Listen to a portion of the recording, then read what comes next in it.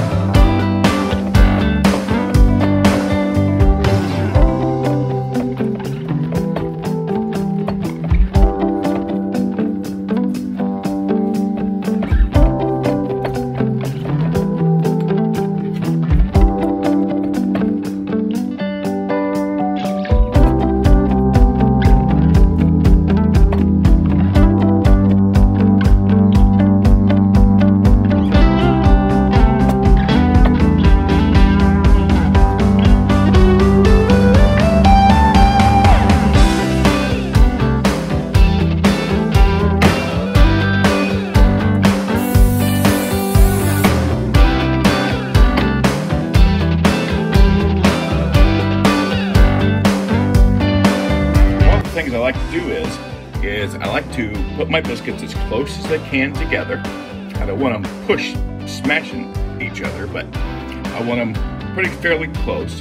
That way they have to rise up instead of out. Also, I have doubled some of the biscuits. See this right in here? I got two laying on top of each other. This is how we get our layered biscuits, but we still keep that fluffy content because we have everything, all the frozen butter, cold ingredients, and all that good stuff. Now, I didn't have enough dough to do another one, so I'll show you the difference when these come out, because we have one here that didn't get a double. And now it's time to pop these puppies in. At 450 degrees at 10 minutes, they should be done. Every oven is different. Every oven cooks unevenly. Every oven is just different. It is what it is. So check them prior to a little bit. Check them at 10 minutes and make sure they're nice golden brown on top. One of the things that you can do to help that out is if you know they're done and they're not quite golden brown enough for you, add a little butter, pop them back in for a couple minutes, you're all set to go. Okay, time to take the biscuits out. Oh, look down here. Oh, look at those. Now, what we're gonna do is I've melted some butter and we're gonna put that over the top. Look at these, y'all. Look how big a regular biscuit is, and then look at the double stack here. I'm gonna make these really nice. Put a little butter on them. And margarine. Don't waste your time with margarine. Get real butter. Oh, looky there. Look how big they got on the bottom. That's kind of interesting. I know I've seen that before. But look, see, when you got two on top of each other and they just come open. So there's our biscuits.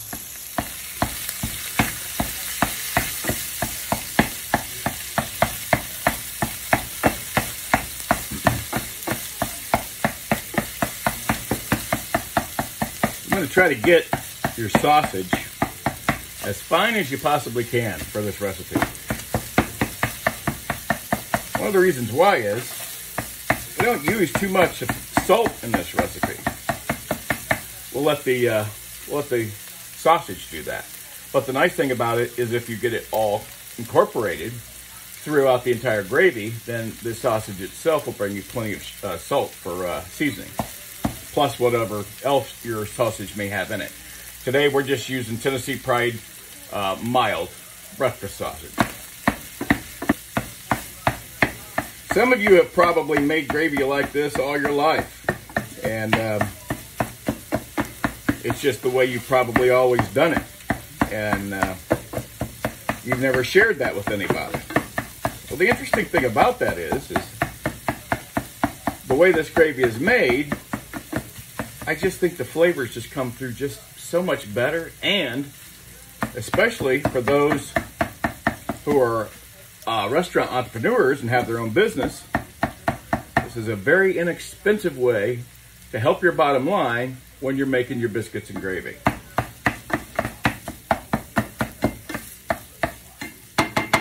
Now the steps really get fun. Okay, so you ready for the big surprise as to what this all entails? I'm going to give it to you. First thing we did was we added a half stick of butter on top of the grease that we have in our sausage, like this, okay? And we'll go ahead and stir that in a little bit. No, it's not the best for stirring anything, but it works. The reason why it does is because I'll find pieces like that and I can chop them up a little finer. Okay, next. Now, the big recipe calls for like a bunch of flour. I've kind of got it down to about a half a cup, but I always keep a full cup around in case I need to add a little bit or whatever. So we're just going to take about a half a cup and we're going to sprinkle it right across the top. And then we'll take a whisk and we'll incorporate that in. Like I said, about a half cup. Doesn't even have to be a full half cup, just about a half, all right? So we'll get that in there.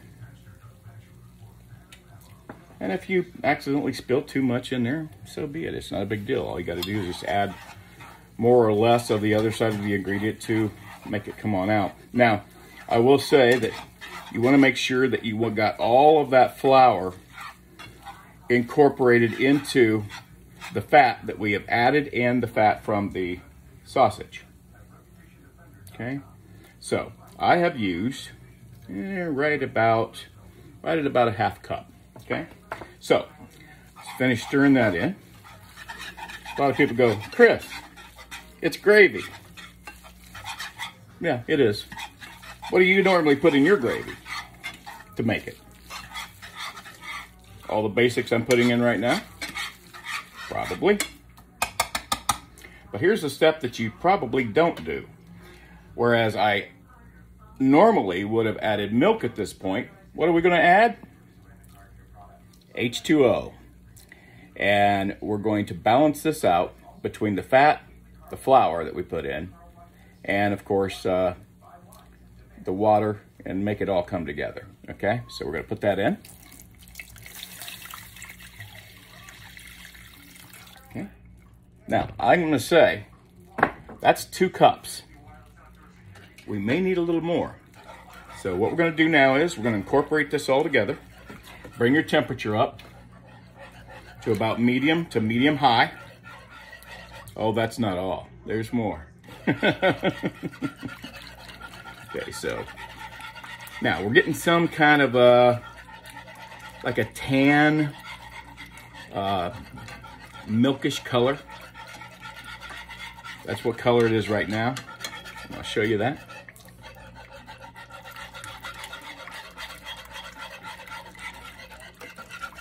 Okay, now I think that that's probably going to be needing a little bit more water. So let's let it set up a little bit and see where we're at with this process, because this is kind of a fluid recipe. Gravy always is for me, because it just depends on how much I want to end up making. And in this case, I want to end up making a full skillet full, okay, for biscuits and gravy. And then what we do is we will put the rest of it into the fridge and let it store, and it'll store, I think, for 4 to 5 days. You're going, whoa, whoa, whoa, whoa, Chris, no, 4 to 5 days. There's no dairy in this, remember that. All we have is the meat, and 4 to 5 days, plenty in gravy that's been processed as far as cooking is concerned, okay? So let me grab a little bit more water, and then we'll move on to the next step. Okay, so I got about another, I don't know, cup or so. Probably won't use all this, but I'm going to incorporate some more into this. About a cup. So there we're up to about 3 cups. Okay. Now I'm going to let this come up to temperature good. And just when you first start to see it bubble, that means it's on the verge of boiling. And that means we're getting ready to start the next step of our process. Okay, so when it comes up to temperature to where the simmer has turned to just a very, very light boil, when it first starts, that's when we want to put in our next ingredient. Okay. Okay. We're getting to the point to where it's just about ready to add the next ingredient. And you're going to tell me, Chris, the fat in the sausage and the fat that you added with the butter, fat and water don't mix. Well, it really doesn't with milk either. You just can't see it as much. But when you're cooking it, it brings it all together. It brings it all together. In fact, it's looking real good right now. But see the consistency that it is? It's not real thick, and it's just starting to boil like that. Now, we're going to turn our heat down. Going to stir. Take it off the heat just a little bit. If you have an electric stove, just kind of move it off to the side a little bit. And then what we're going to do is right over the top of this thing, we are going to sprinkle non-dairy creamer right over the top. Okay? You're going to scorch it. There's no dairy in it. Remember that. But you do want to keep it moving. And you get that heat turned down. Now we're going to incorporate this in there real nice. Nice thing about being hot, non-dairy creamer, when it comes together like this, sometimes it likes to clump. Well, with the heat, it will help break that back down and melt it down, just like it does in a cup of coffee. Okay? And another thing you can do, as I mentioned, I brought a little more water to the table and put that in the pool. But I didn't have to add any more flour. But if you're too loose, then you could add just a little bit more flour. And there are some of you that want a little bit of regular cream just to make you feel good, and that's okay too. And sometimes I do add that, but not very much. We're literally talking a splash just to get it all the way through. But for the most part, it's not necessary, okay? Now, we're going to bring our whisking to an end for a few. And then we're just gonna let this set up a little bit, whisk it a little bit more, make sure our consistency is right, and it's time to serve.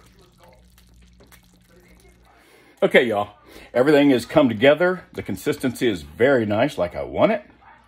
It's not too thick and it's not overly runny. There is one more thing that I gotta add to this yet. Oh yeah, we're not done yet. What brings all those flavors together, chef? MSG.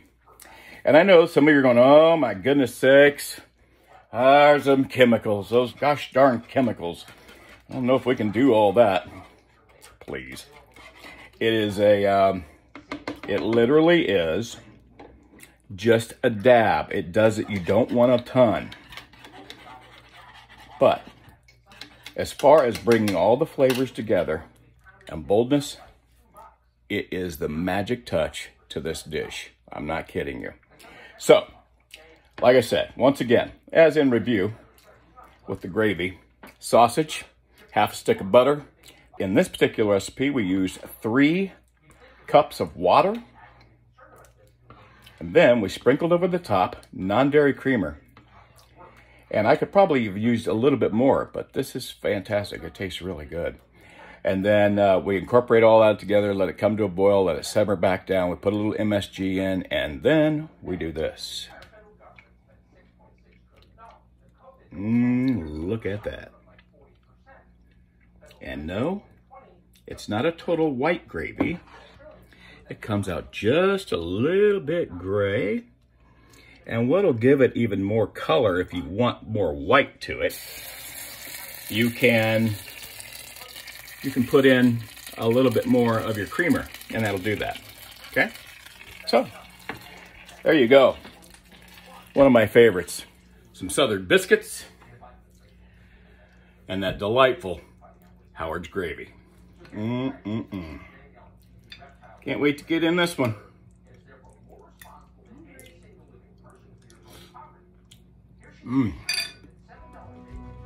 Oh, it's perfect.